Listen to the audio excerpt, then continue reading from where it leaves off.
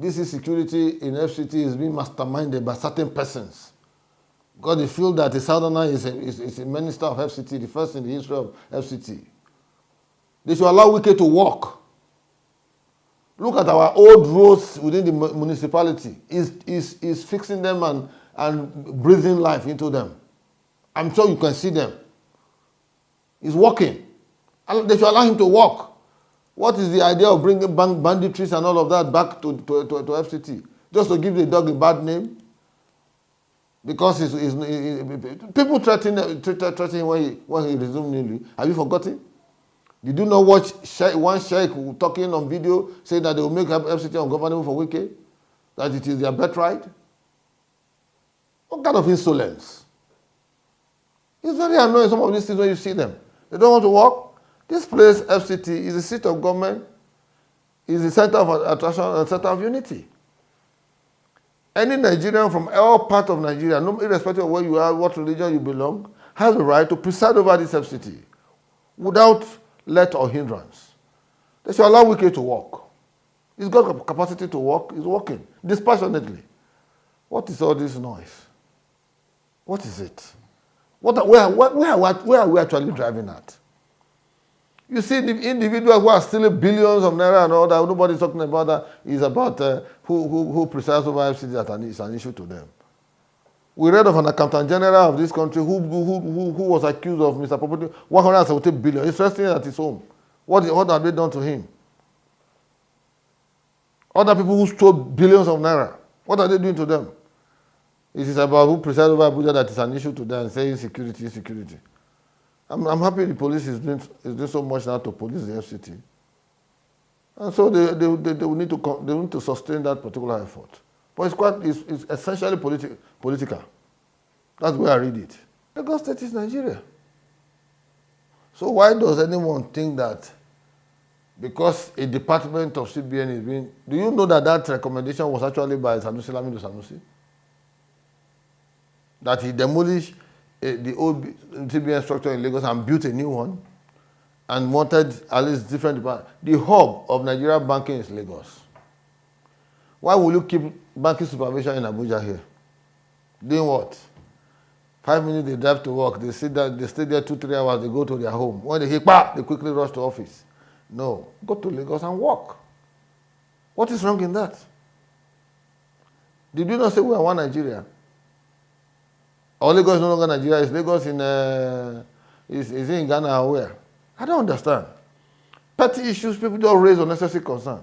Federal Airport Authority of Nigeria, the main business of it should be in Lagos but that is the hub. How many planes come here?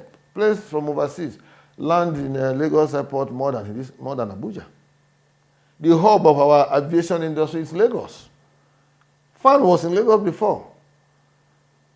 Moving it here does not mean anything, and moving it back there does not mean anything. Let us walk. Let Nigerians walk. For God's sake. We dwell too much time and energy on frivolous issues. Frivolous issues. They are taking Lagos. Maybe they are taking the city of government back to Lagos. So, they are renovating the damn barracks. It's not part of Nigeria. Or it's no longer part of our assets and ability. It is. So please, the media should help us educate the public, and particularly our northern brothers, that they shouldn't be reading sinister motives for good intentions of government, particularly when this idea was first mooted by one of their own, who was CBN governor, Sanusi Lamido Sanusi. They should have an open mind in the way and manner government runs. The kind of criticism they will even hear now is different from the criticism they were giving one of their own when he was president. General Muhammadu Buhari as president crippled this country. He left it on a free fall. He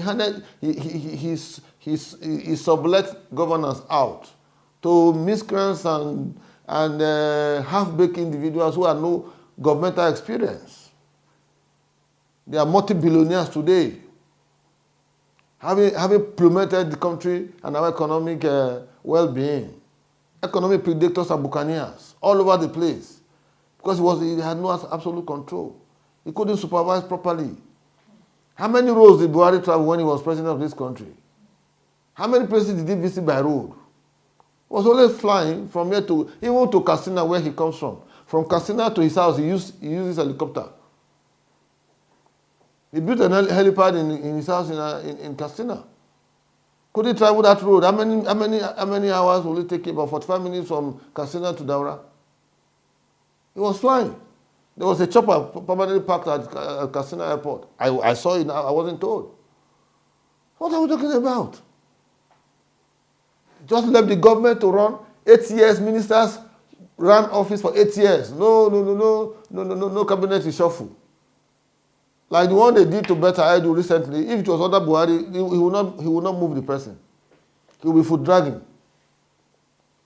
That was a sore point, in our governmental trajectory. Quite unfortunate that at that point of our life, 8 years of complete mismanagement, lackluster leadership inertia, sleeping leadership on duty. Never again. We pray that we'll never go through that kind of era. But it was good that he prevailed over the country. I've seen people writing books and telling bogus lies and all of that. Some of us have access to information. Just that we just keep ourselves quiet. Democracy gives room for constructive engagement, collective bargaining, and dialogue. You see Ukraine and Russia fighting. They will end up on the table when they want to resolve that crisis. Dialogue. So we must continue to explore the resource of dialogue, mediation, as alternative means of dispute resolution. By the time we continue digging on the cesspit of ethnicity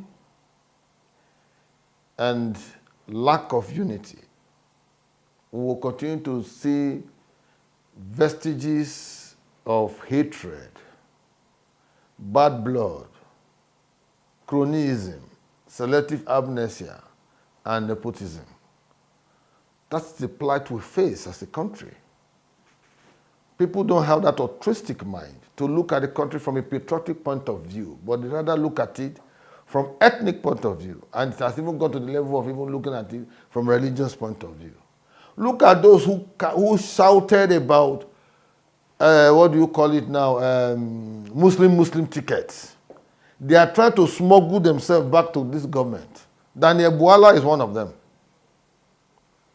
They poisoned the minds of Nigerians as if Muslim ticket was a poison that people want to swallow. Tinubu still remains a Muslim, but Daniel Buala has got to see a Muslim.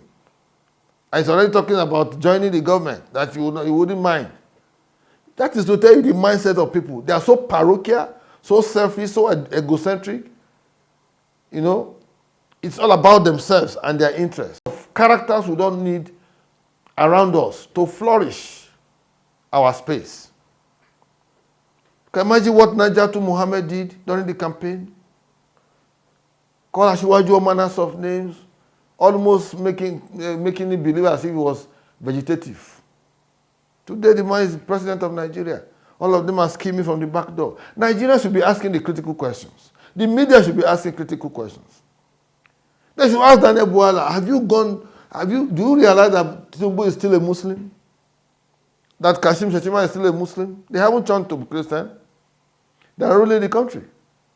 Only a few weeks ago, he said, even if they give him 30 years, he cannot do anything in government. 2 weeks later, he went to the president and started singing in different tone. These are the unserious characters around us that are always forcing the wrong narrative. To poison the minds of the average person who cannot discern what is good or bad or what is actually authoritative in terms of information. So for the Biafran people of Nnamdi Kanu, they must come to a round table and ask themselves what do they actually want. They are doing well within the Nigerian Confederation. You can't take away that. The Igbos are Republican. I have a lot of them as my friends. In fact, my best friends are Igbos. But they must learn to live within the Nigerian concentric circle so that robustly we can engage the issues. and promote homogeneity of purpose within our heterogeneous configuration. But if we continue to dwell on all these ethnic sentiments and all of that, where will it lead us? Nnamdi Kanu's action had led to the death of so many people. It commenced a process.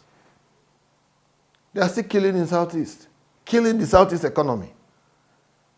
And when they kill the economy, they run to the other part of the country to seek refuge and do businesses without let or hindrance.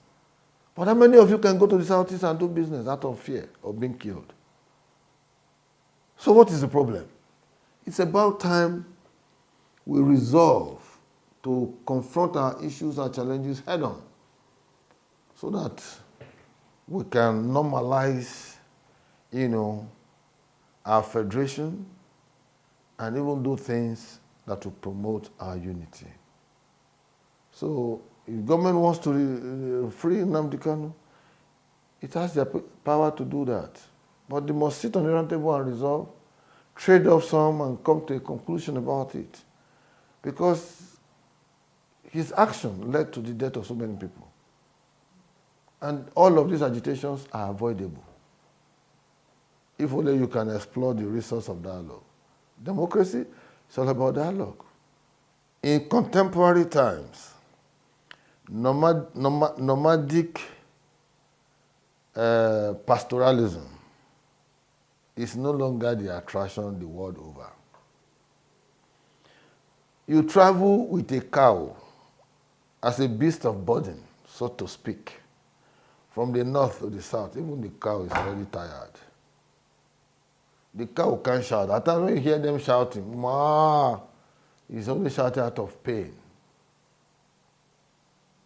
You travel hundreds of kilometers with cow in the forest, destroy people's farmland, promoting your own business.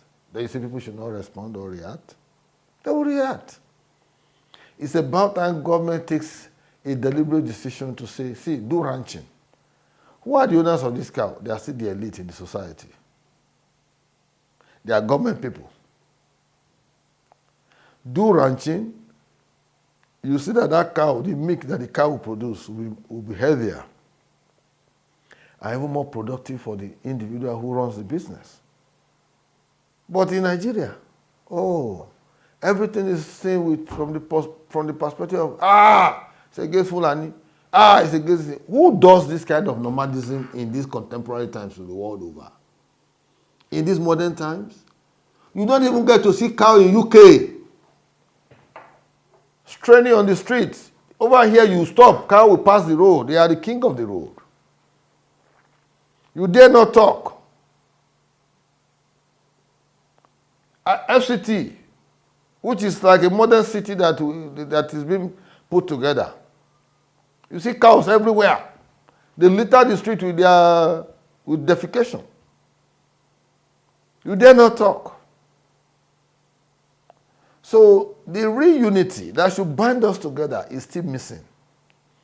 Nigerian unity is seen from a sectional perspective. Everybody is clutching at his own flotsam to remain afloat. Everybody is clutching at his own ethnic conclave to remain afloat. But the ultimate, the ultimate approach to deepening conversation around federal cohesion, national cohesion, is missing because from the politics we play, some people are beneficiaries of mischief. If you want to build a clear-cut attempt at deepening conversation around our national unity, you are going to be having people say, let's do conference. We have had so many conferences, there are recommendations everywhere. To have the political will to implement. Once you start implementing, another problem. You need to devolve power from the federal government. There's too much of power at the federal level. Devolve it to the state level. Now as we speak, there's so much money going to the states. How many of you media are interrogating what the state governments are doing with this money? They share 1.1 trillion this week as allocation to the state for December. They have never shared trillion before. This is the second time they are sharing trillion. 1.088 billion, trillion in November. This one now 1.1. Actually, any state in Nigeria will get at least 25 billion. Before it used to be 4 billion, 5 billion that you give to state. Now, it's gone up 15, 20, 25. What are they doing with the money? Go to Edo and see the rot in Edo. On top of that, we are still owing 325 billion from borrowed funds to do nothing. They are festering the interest of their pocket, putting money in their pocket. Their pocket is getting swollen. Edo people are getting poorer and more impoverished. And the story is the same all over the country. So, when you want to do certain things, look at the well-being of the people first and foremost. Build infrastructure that will promote business enterprise. If people have roads to pass to do their businesses and all of that, mobility will be easier. Once there's mobility, there will be business transaction. Government has no business in business, no hand in business, no business in business, but the government has the responsibility to create the enabling environment that will promote businesses, both at the individual level and at the collective level. But when you talk, you say, you don't understand what is happening. We understand. Tendering board is done in secret.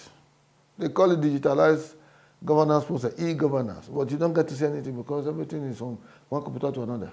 Oracle. Oracle way of stealing. So Nigeria has a lot of problems. And there's so much money in this country. Somebody tell me that you want to go and borrow money. There's so much money. When one individual will steal 100 billion, what does he want to do with that money, for God's sake? In his entire life, and the entire life of his children, next generation. 100 billion in any currency, no matter how worthless, is huge money. They steal it here, and they go scot-free. They go and do play bargain with EFCC. Drop 25 billion, and they say, go home, say no more. That's the narrative. Quite alarming. And when you talk, they say, you don't go and stand in front of the railway, it will crush you. You're not afraid of your life? Please look at your children and all of that. Because it's like almost becoming the normative order. Nobody, when you are interrogating processes, you can imagine that even what happened to Beta, the people are clapping on the street trying to say she should be recalled. Nobody is even talking about whether she's guilty or not. They've not completed investigation. You already see women saying that on her mandate they stand, singing, clapping for corruption. Should that be the approach? Should that be what we desire to see our country grow from where it is now to another level? We remove subsidy.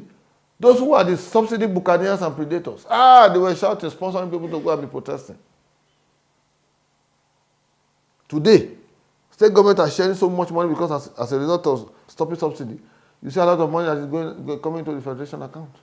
For the first time, they are sharing trillion on a monthly basis. Then, yet you still go around and say that the government is not working. No. The people must help government to work. The people must also be ready to show involvement and participation in the affairs of government and how they are being governed. We cannot continue to stay back and say, our government. Who is government? We are the government. So, for me, it's painful. Certain things we see. It's alarming. Level of corruption in the country. But again, corruption works on the street with 3-piece suits. With solid automobiles. G-Wagon. Rolls Royce. Ask them what business they do. It's kick front and kick back. Very painful. So, if you want to get Nigeria on track, like I say, the president and everybody must be ready to step on toes. But who does the president use? It's you and me. When we get there, we are unable to do what is desired of us to make the society better, then it becomes a problem. When you transfer money from government account to private companies of another fellow minister who is also part of the government, how do you explain that? Do they expect us to be clapping for them?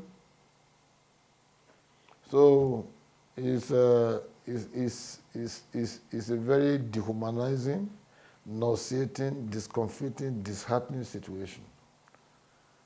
And when I see conversations around government, conversations around corruption, anti-corruption, Code of Conduct Bureau, Federal Character Commission, and so many others, I just see that Nigeria is still a long way to go. And I pray that God gives Tinubu the enablement, the capacity, the energy, and the good health to be able to take, decisions that will be far-reaching. And he needs to talk to his ministers, not to slow down the wheel of progress. They need to walk within his terms of reference. They need to show accountability to the people.